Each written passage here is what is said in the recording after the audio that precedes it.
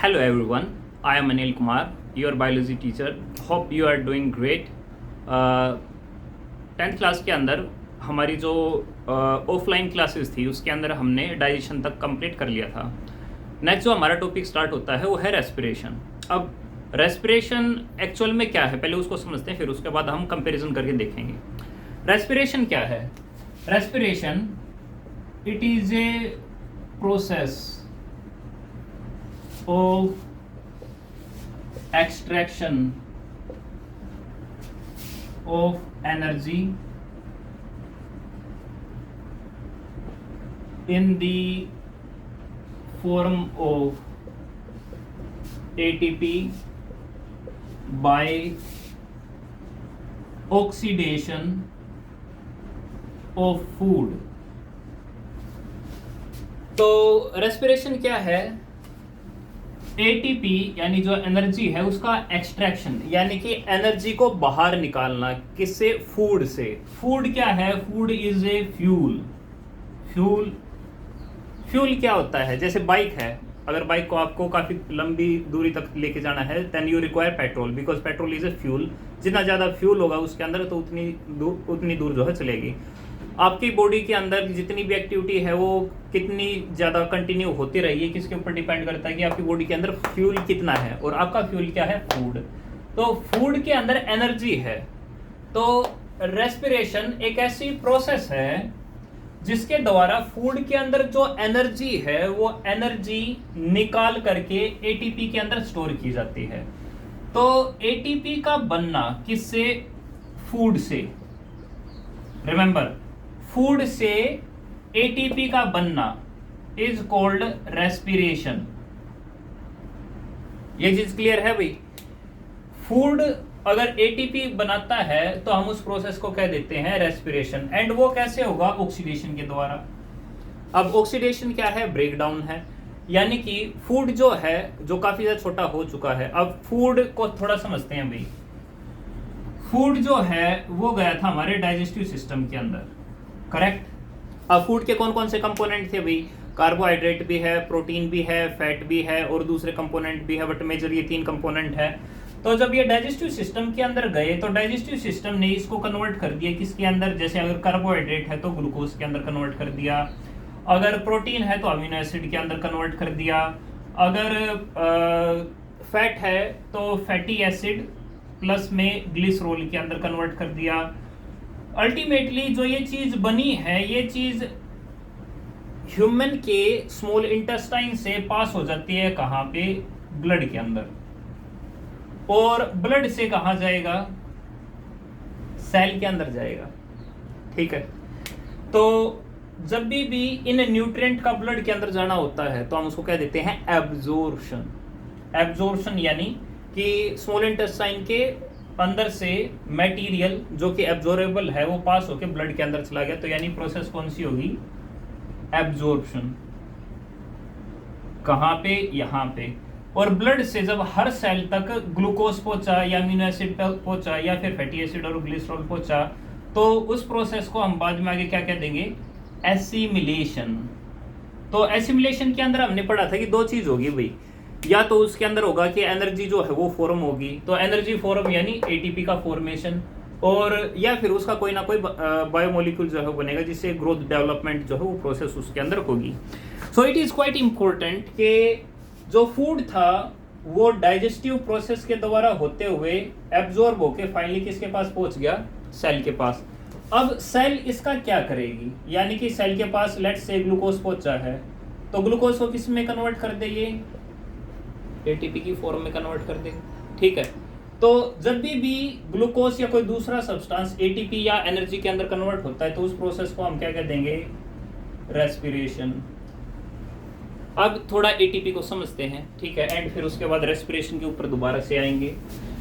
ATP क्या है? ATP is the energy currency. पढ़ाया आपने पहले. एटीपी क्या है? एनर्जी करेंसी है. इसकी फुल फॉर्म है adenosine triphosphate. A T और पी. सिमिलरली एक दूसरा वर्ड है adenosine diphosphate, ADP. Di का मतलब क्या है? दो। फास्फेट यानी फास्फेट ग्रुप होता है।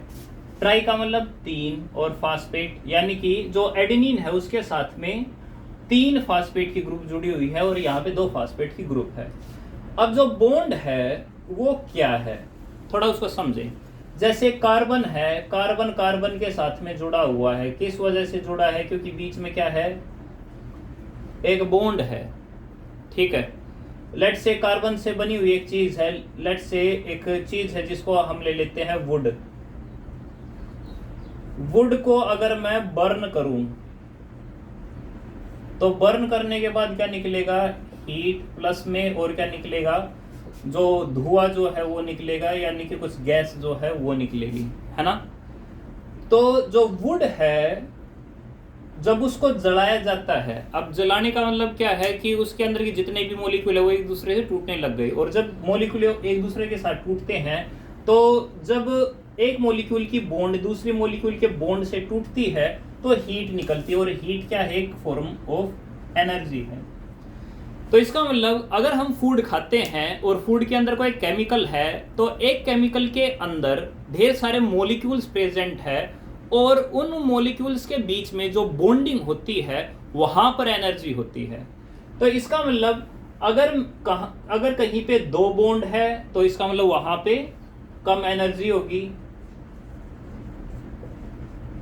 और लेट्स से अगर कहीं पे ज्यादा एनर्जी है तो इसका मतलब क्या है? वहां पर ज्यादा बॉन्ड होगी। तो लेट्स से हमने खाना जो है काफी ज्यादा खाया, ठीक है।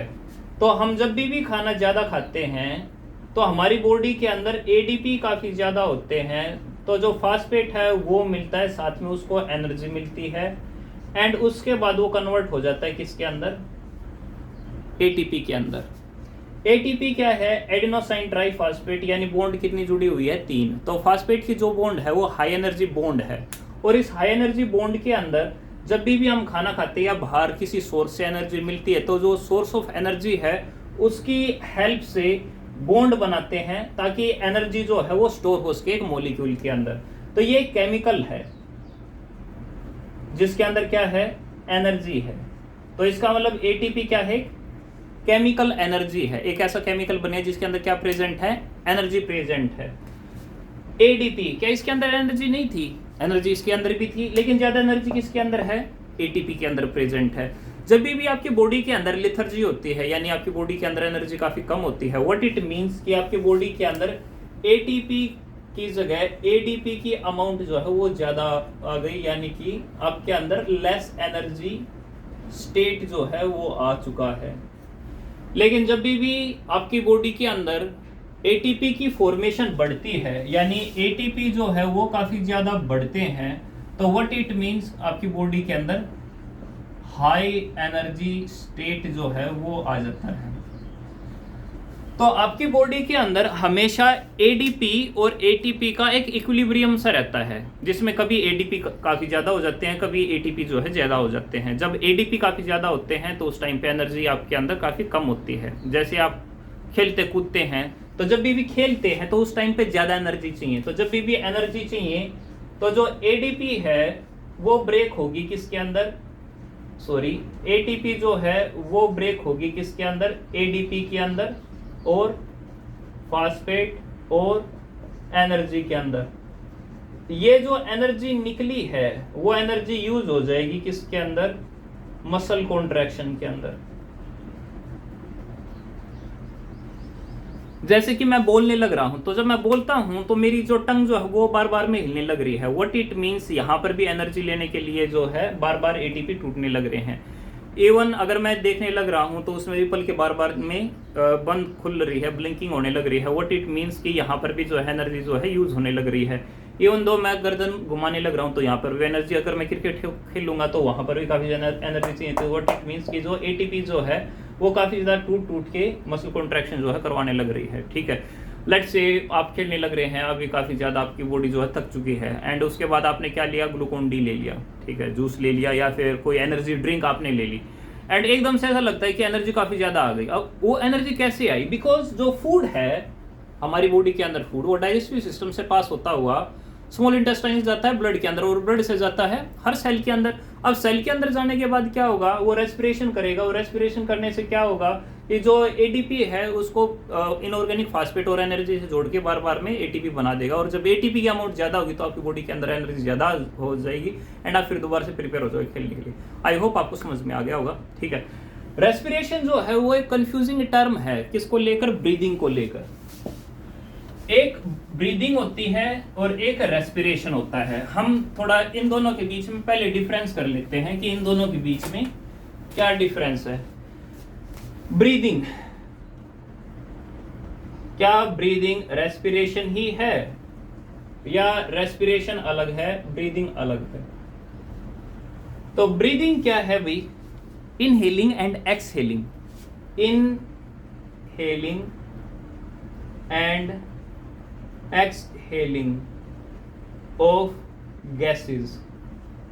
inhale, inhale, in अंदर, हेल करना यानी सांस लेना, अंदर सांस लेना, या फिर एक्स, ई एक्स, एक्स एक्स यानी एग्जिट यानी वहां से बाहर निकलना। अगर कोई गैस बाहर निकलती है तो उसको बोलते हैं एक्सहेल, अगर कोई गैस अंदर आती है तो उसको बोलते हैं इनहेल। तो जो ब्रीदिंग है वो इनहेलिंग और एक्सहेलिंग है गैसेस की, एंड ये होता है डन बाय लंग्स। तो जब भी आप सांस लेंगे तो उसमें क्या होगा, आपका जो लंग जो है वो कभी तो जो है बड़ा हो जाएगा और कभी जो है वो श्रिंक हो जाएगा। तो ये जो होने लग रहा है वो किसके द्वारा होने लग रहा है? लंग के द्वारा होने लग रहा है। इसके अलावा ये जो है एक फिजिकल प्रोसेस है जो अलग से जो है हम देख सकते हैं। ठीक है, अगर हम रेस्पिरेशन को देखेंगे तो रेस्पिरेशन इनहेलिंग और एक्सहेलिंग नहीं है, बल्कि ये है oxidation, oxidation of food to produce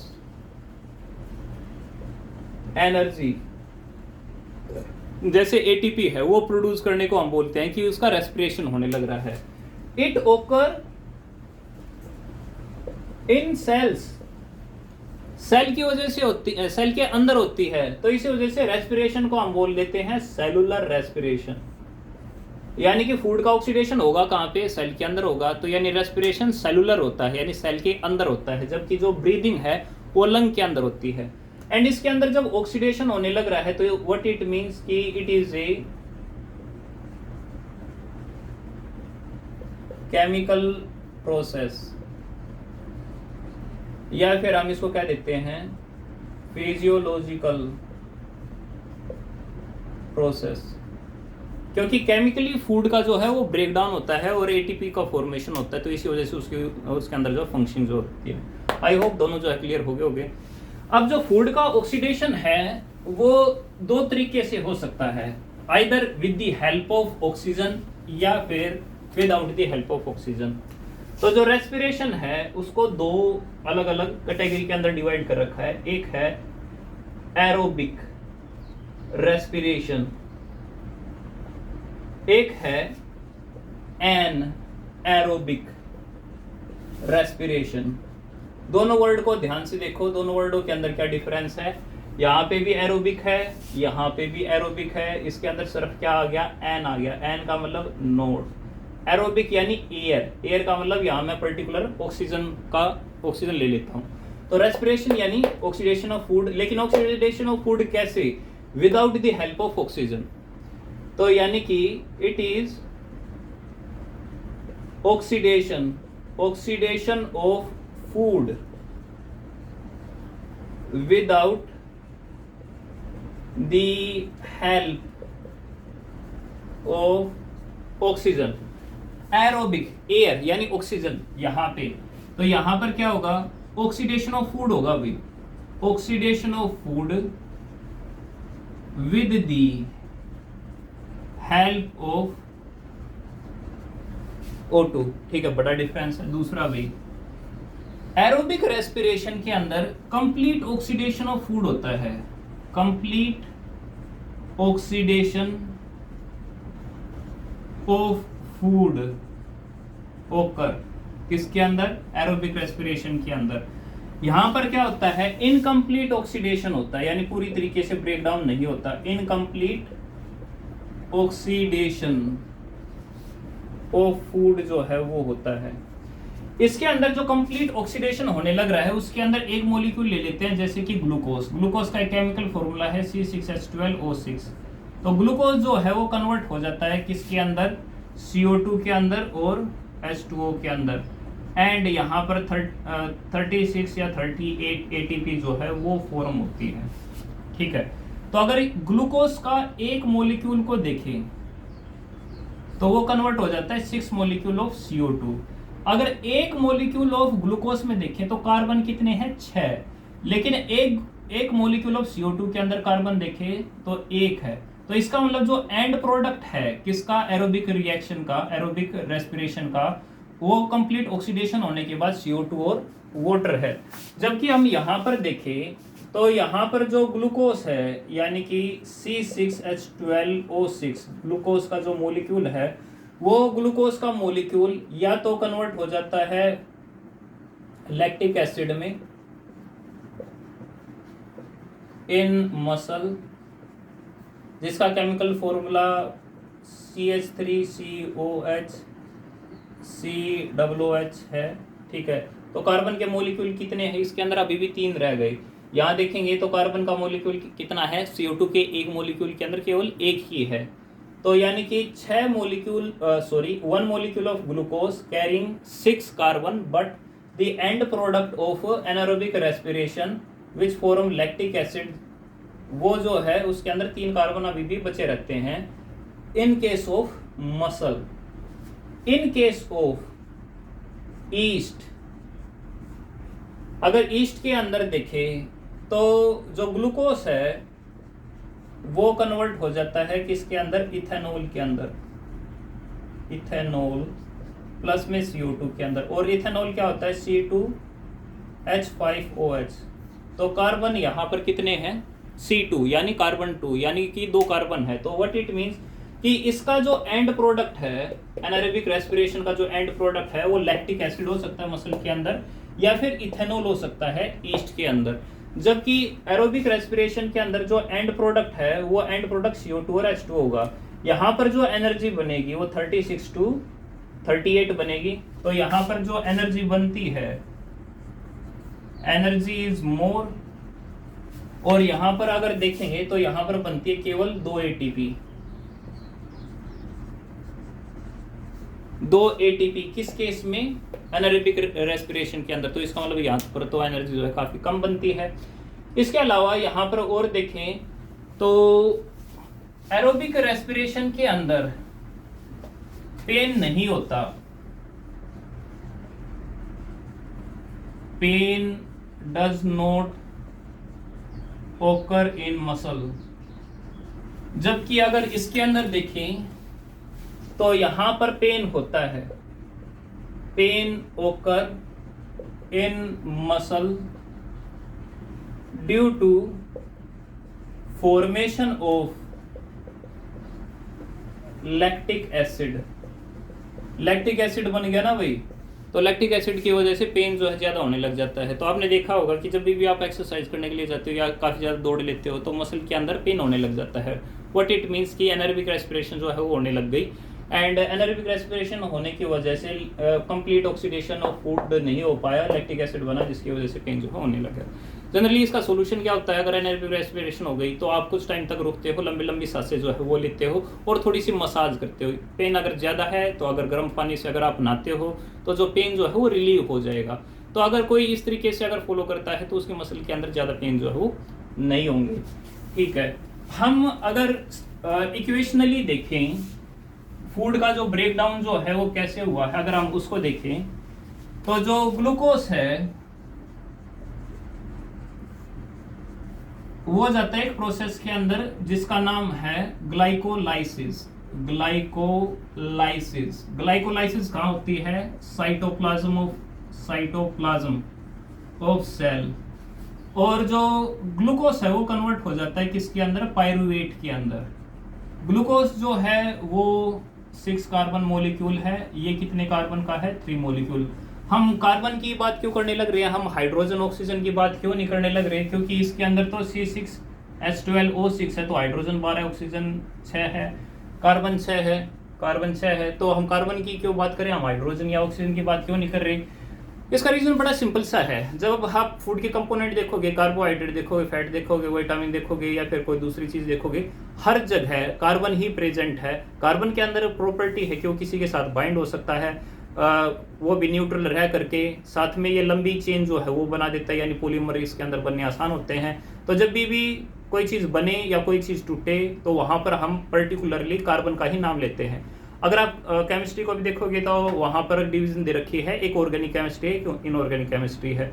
similarly अगर हम फोटोसिंथेसिस को देखें तो वहाँ पर हमने पढ़ा था कि इनऑर्गेनिक मॉलिक्यूल जो है वो कन्वर्ट हो जाते हैं ऑर्गेनिक मॉलिक्यूल के अंदर।